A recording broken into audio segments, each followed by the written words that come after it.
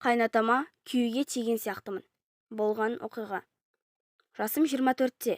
Былтыр өзім танысып ұнатқан жігітке тұрмысқа шықтым. Мен қаланың қызы, ол ауылдың баласы. Басында қалай болар екен деп аздап ойымдаған едім. Жігітім, біз қалада тұрамыз, ауылда тұратын келін бар, ол жағына бас қатырма деп күпті көңілімді сейілтіп қойды. Содан екеуміздің ата-аналарымыз кездесіп, танысып, той жиынды өткізіп, отбасылық өмірді бастап жібердік. Көктемде отау құрғанбыз. 2 ай ауылда өмір сүрдік. Атам да енем де жап-жас әлі. 60-қа енді аяқ басқан кісілер.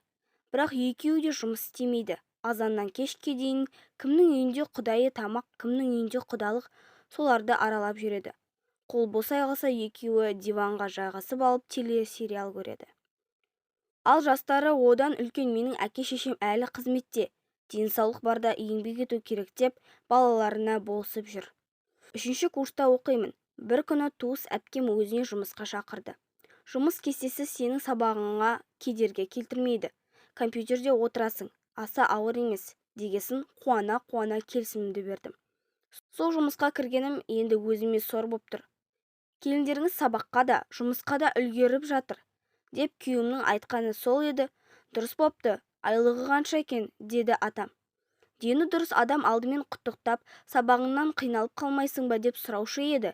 Біртүрлі болып қалдым. Айлығымызды жақсылап сұрап алды. Күйеуімдікін де қайталап сұрап пысықтап алды. Арада көп өтпей күйеуімнің басы салбырап келіп тұр. Мен айлығымның жартысын үйдегілерге салып тұратын болдым. Екеуің де табыс тауып жатсыңдар. Тұратын үйлерің тегін. Артық ақшаны бізге беріңдер.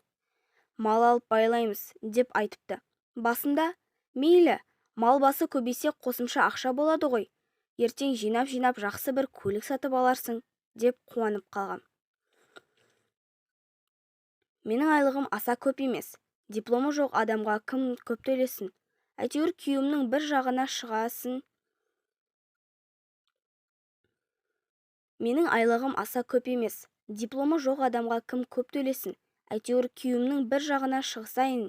Қалада өмір сүру оңай емес қой деп, таңнан кешке дейін тынбай еңбек етіп жүрсем, атамыздың істеп отырғаны мынау.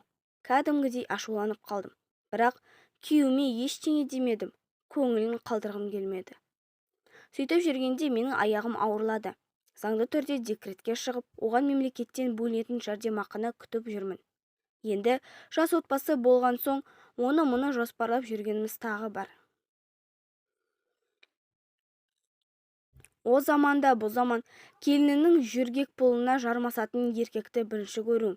Құдай баланы береді. Оны сен 9 ай қиналып жүріп табасың. Мемлекет